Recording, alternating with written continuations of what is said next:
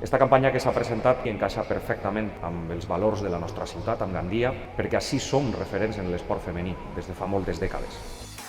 A Gandia som molt afortunats de tindre una empresa com Teica, una empresa amb ànima, amb valors i amb un component imprescindible important de responsabilitat social. La seva aposta per l'esport femení és de sobra reconeguda en la comunitat valenciana. A la nostra ciutat tenim molt clar que les dones han de poder exercir l'esport amb les mateixes garanties i oportunitats que els homes. Sense referents no hi ha referència. I la referència de l'esport femení està en la nostra ciutat amb els referents que són algunes de les dones que ens acompanyen, algunes de les joves esportistes que han marcat i obert el camí per a que totes aquelles xiquetes que comencen en la pedrera de les distintes disciplines de l'esport tinguin exemples i espais en els que mirar-se.